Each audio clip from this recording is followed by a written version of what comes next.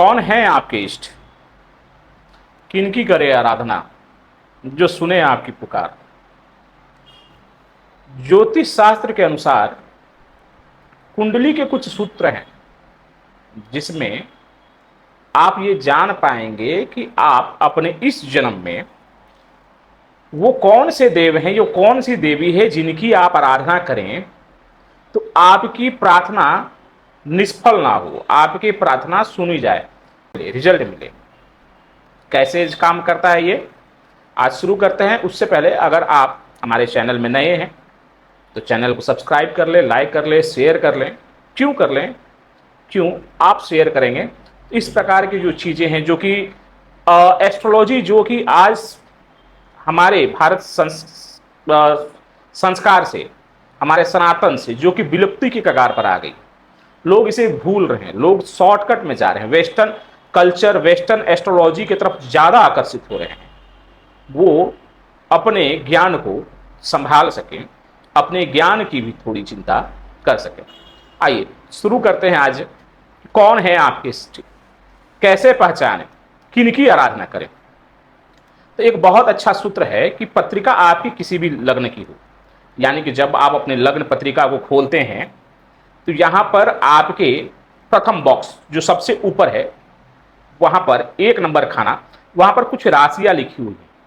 अब जैसे कि ये मेष लगन की पत्रिका है, मेष लगन के पत्रिका में पंचम भाव के स्वामी को देखेंगे, यहाँ पर 5 लिखा हुआ है। 5 नंबर यानी कि सिंह राशि। तो अगर किसी की पत्रिका में 1 लिखा हुआ है लग्न में, यानी वो पत्रिका मेष लगन की बन गई। और उसके पंचमाधिपति जो ग्रह बन रहे हैं वो सूर्य बन रहे हैं। सूर्य के जो अधिपति देव हैं वो श्री राम है। अगर आपकी पत्रिका मेष लगन की हो तो आप श्री राम के चरणों में रहें, उनके शरण में रहें, उनकी आराधना करें। यकीन माने आपकी प्रार्थना कभी विफल नहीं जाएगी, वो सदैव आपके हित में और आपके संरक्षण में आपको आशीर्वाद देते रहेंगे।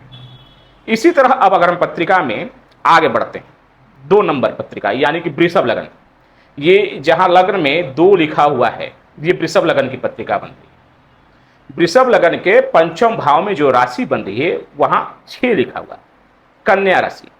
कन्या राशि के अधिपति कौन है? कन्या राशि के ग्रह के मालिक कौन है? तो बुध। कन्या राशि के मालिक ग्रह जो हैं वो बुध हैं, और बुध के जो अधिपति देव हैं जिनकी आपको आराधना करनी चाहिए वो श्री हरि विष्णु है।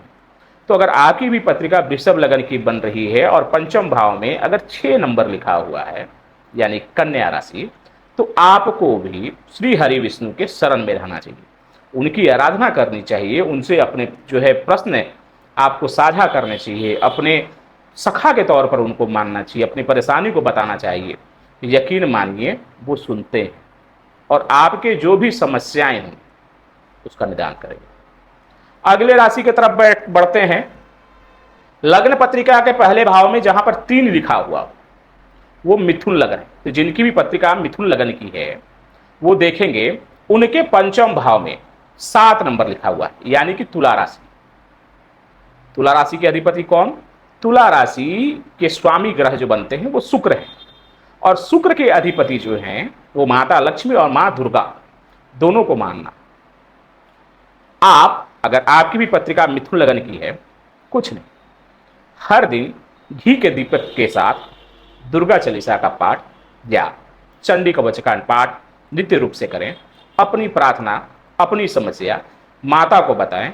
यकीन माने बहुत ही अच्छा रिजल्ट आपको मिलने वाला है। बिल्कुल वो आपकी प्रार्थना को सुनेंगे और आपके जीवन में जो भी कष्ट होंगे उन समस्याओं का समाधान वही आपको प्रशस्त करेंगे। अगले राशि की तरफ बढ़ते हैं। अगली जो राशि बन रही यानी कि अगला जो जन्मांक चक्र बन रहा है कर्क, जहां पर लग्न में ये ऊपर जो दिख रहा है जहां 4 नंबर लिखा हुआ है, ये पत्रिका कर्क लगन की हो गई।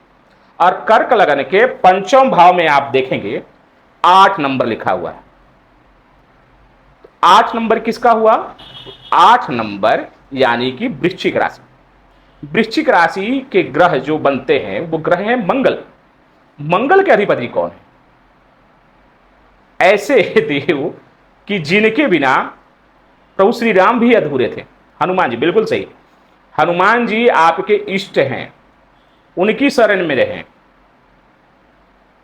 वो आपकी प्रार्थना सुनेंगे।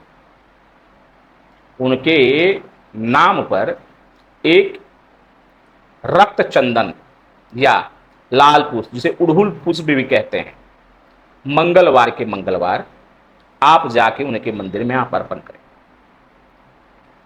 लाल सिंदूर यानी कि जिसे सिंदूर कहते हैं, भखरा सिंदूर कहते हैं, उसमें चमेली का तेल मिला करके आप इनका चूल्हा चढ़ाएं।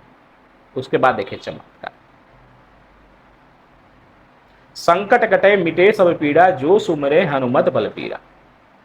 जो भी समस्या है उनके चरणों में छोड़ के आए, वो हैं, आपको चिंता करने की आवश्यकता है। अगली जो राशि बन रही है वो राशि बन रही है सिंह। ये देख पा रहे हैं आप ऊपर, सिंह राशि।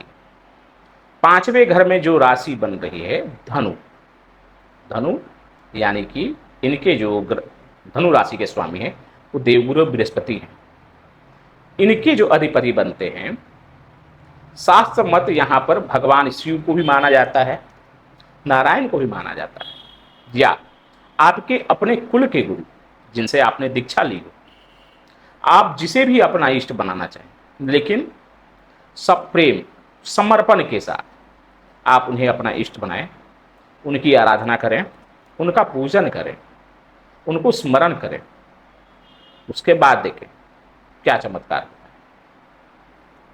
अगली राशि जो हम चर्चा करने वाले हैं वो राशि बन रही है कन्या लगन, यानी सिंह लगन के बाद जो लगन बनेगा वो कन्या लगन। लगन पत्रिका में ऊपर में पहले खाने में जहां पर 6 नंबर लिखा हो, ये कन्या लगन की पत्रिका है। कन्या लगन की पत्रिका में जब आप जाएंगे पंचम भाव को देखेंगे तो यहां पर आप देखेंगे यहां पर 10 नंबर लिखा हुआ है। ये मकर राशि है। मकर राशि के स्वामी शनि माने जाते हैं। जिनके भी पत्रिका में पंचम के स्वामी अगर मकर शनि बनते हैं तो उनके जो अधिपति यानी कि जो इष्ट बनते हैं वो यहाँ पर भगवान शिव और श्री कृष्ण दोनों की आराधना वो कर सकते हैं। क्यों? क्योंकि भगवान शनिदेव के जो शनिदेव जिनके उपासक रहे हैं वो भगवान शिव हैं, और जिनकी आराधना में, जिनके भक्ति में वो लीन रहे हैं वो श्री कृष्ण हैं। तो या तो आप भगवान शिव की आराधना करें या तो फिर आप श्री कृष्ण की आराधना करें।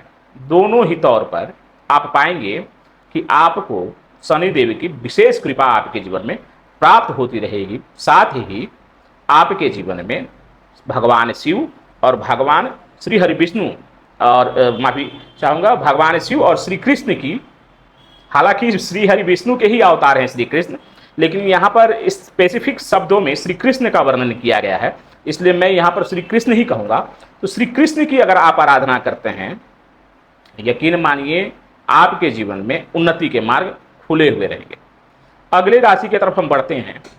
अगली जो राशि बन रही है वो बन रही है तुला राशि, तुला लगन।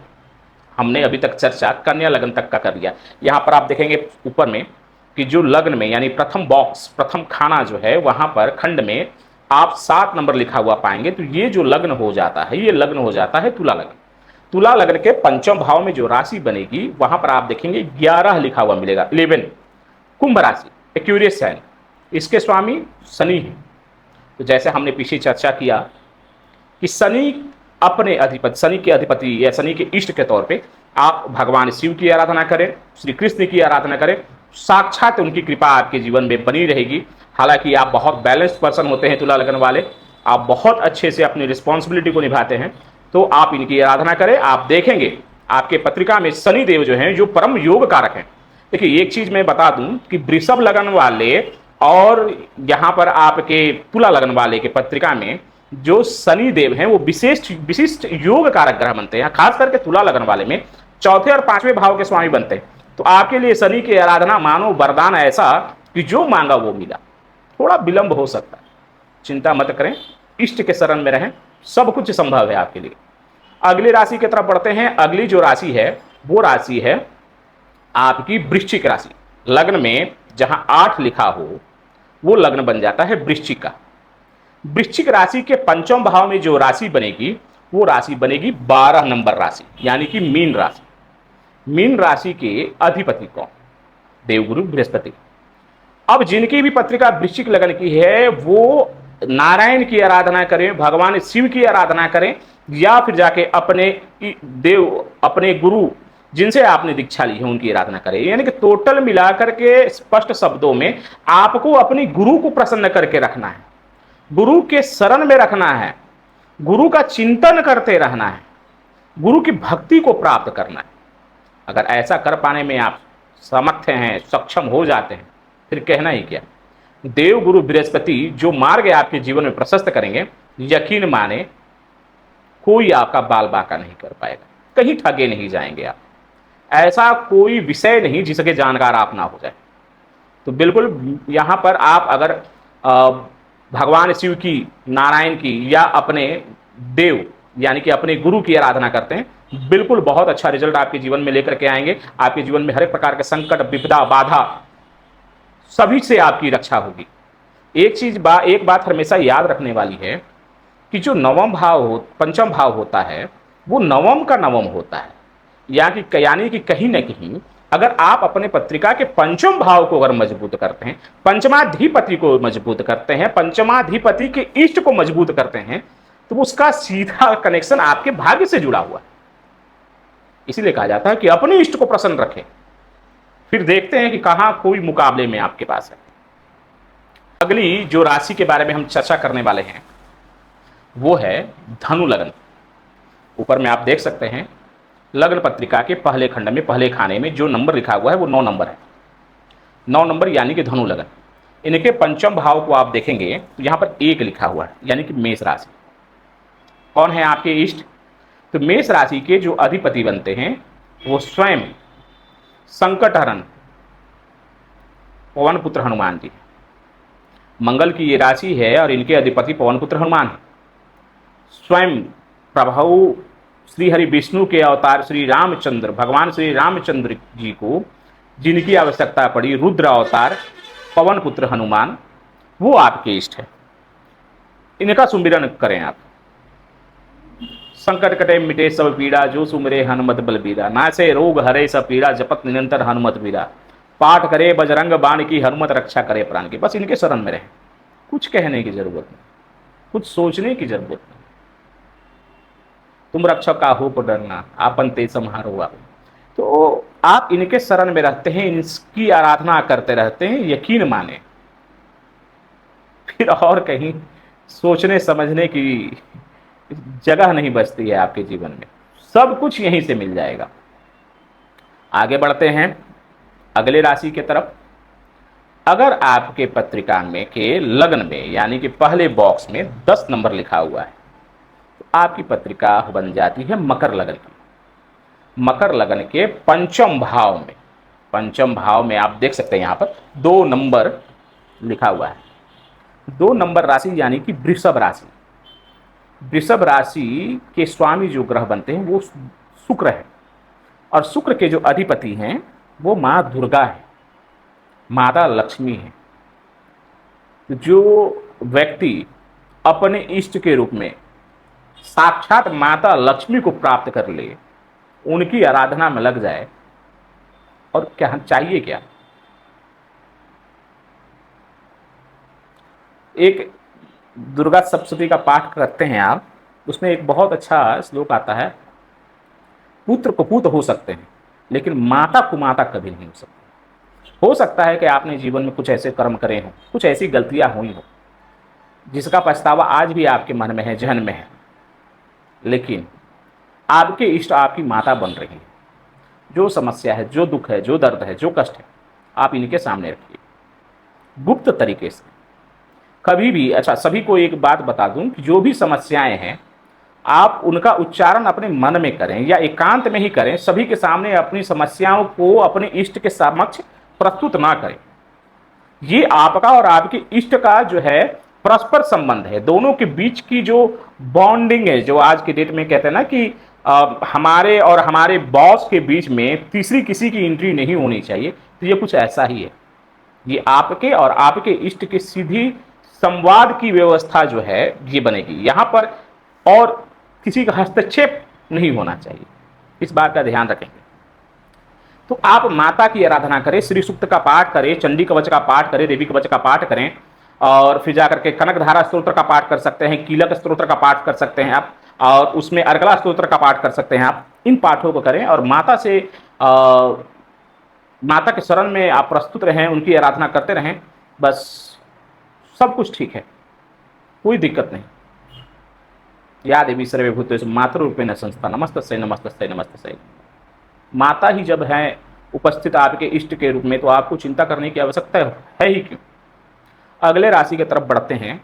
अगली जो राशि बन रही है वो राशि बन रही है कुंभ, यानी कि आपके लग्न पत्रिका के पहले भाव में जहां 11 नंबर लिखा हो, तो ये पत्रिका कुंभ लगन की पत्रिका बन गई।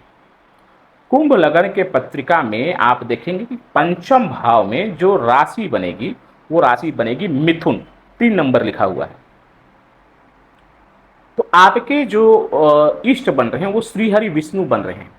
एक बात मैं यहाँ पर गौर करवाना चाहूंगा आप सभी को कि वृषभ लगन के पत्रिका में और कुंभ लगन के पत्रिका में ये 2 पत्रिकाएं हैं जिनमें खास करके पंचम भाव के जो स्वामी बने हैं वो बुध बने हैं।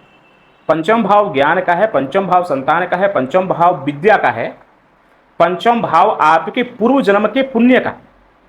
बुद्ध जो है वो चातुर्य है, कुटलता यानी कि तीक्ष्ण बुद्धि।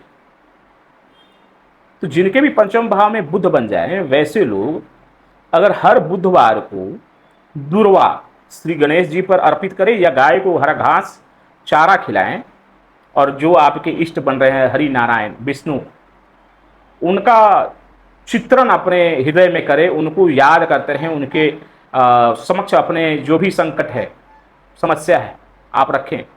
बिल्कुल जो भी है, अब मुझे इस पे विशेष कहने की जरूरत नहीं है। जब मैंने खास करके ये कहा कि वृषभ लगन के पत्रिका में पंचम भाव के स्वामी बुध बनते हैं और कुंभ लगन के भी पत्रिका में पंचम भाव के स्वामी बुध बनते हैं, तो मुझे विशेष करने की जरूरत नहीं है। आप इनकी आराधना करें, ये आपकी इष्ट हैं। यकीन मारें कि जो जीवन में आप कर सकते हैं, खास करके अपने बुद्धि और अपने वाणी के साथ, दूसरा व्यक्ति नहीं कर पाएगा इतनी आसानी से।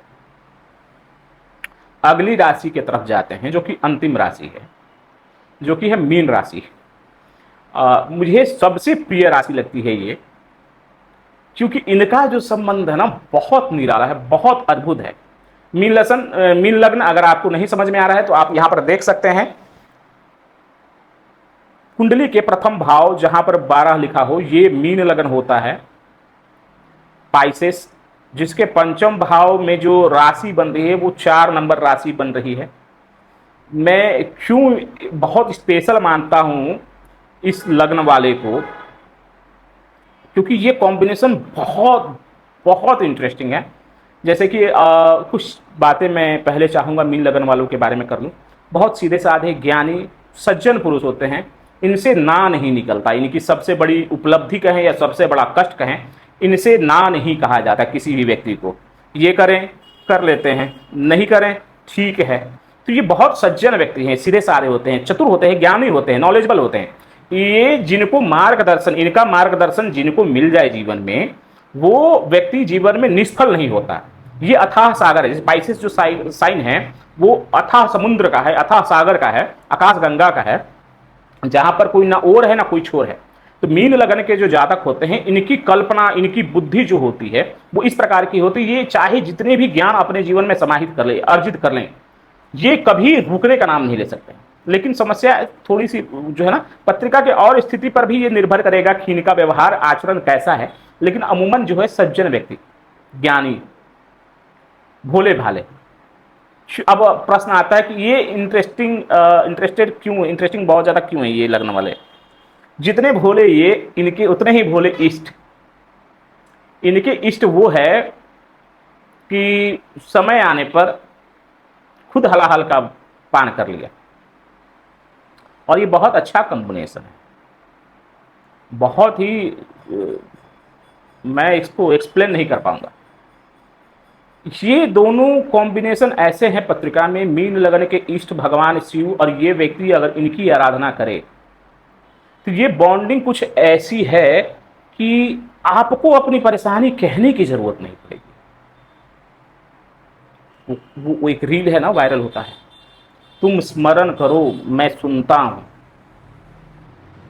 मैं जानता हूं, तुम मुझे मत पुकारो, लेकिन तुम अगर मेरे हो तो तुम मेरे हो, मैं तुम्हें नहीं भूलूंगा। ये जो महादेव के जो शॉर्ट्स चलते हैं बहुत आनंददायक होते हैं, मैं अक्सर देखता हूँ, मुझे बहुत पसंद है। अ, तो ये ऐसी बॉन्डिंग है, मीन लगन वाले अगर इस चीज को समझ लें और अपने जीवन में महादेव के शरण में चले जाएं, उनकी आराधना करने लगे, वो कहना ही क्या है, अद्भुत, अकल्पनीय। ऐसे लोग जो जितने सीधे होते हैं ना, जिसको कहते हैं कि सीधा समझ करके जो ना, वो मत करना। हम महाकाल के भक्त, हम रिएक्शन नहीं, हम एक्शन दिखाते हैं। तो वो ऐसी वाली स्थिति है। मैं भी थोड़ा सा रील की तरह बात करने लगा हूँ, माफ़ी चाहूँगा, लेकिन ऐसी स्थिति बन रही है। तो अगर मीन लगन वाले व्यक्ति जितने भी हैं, सभी से अभी अपने जीवन में आप अपने इष्ट को पहचानें और उनके शरण में जाएं और उनकी आराधना करें। आप देखेंगे कि आपको जो शक्ति प्राप्त होगी, उसके बल पे आप अपने जीवन में जो छोटी मोटी समस्याएं आपको मिलती हैं, जहाँ पर ना नहीं निकल पाता है, आपको हर चीज़ के लिए तत्पर रहते हैं, हर चीज़ कर देते हैं दूसरे के लिए, खास करके ऐसे कलयुग जैसे माहौल में जहाँ पर लोग एक दूसरे के पीछे एक दूसरों का इस्तेमाल करने के लिए बहुत विख्यात होते जा रहे हैं, ऐसे स्थिति में आपको इनकी आवश्यकता बिल्कुल पड़ेगी। तो ये था मेष लगन से लेकर के मीन लगन तक के पत्रिका में आपके इष्ट कौन है ये जानने। अब यहां से आप अपने जीवन में अपने इष्ट को पहचान चुके हैं, अब उनकी आराधना करें, उनके लिए समर्पण रहें, जो समस्याएं हैं उनसे आप साझा कर सकते हैं और अपने जीवन के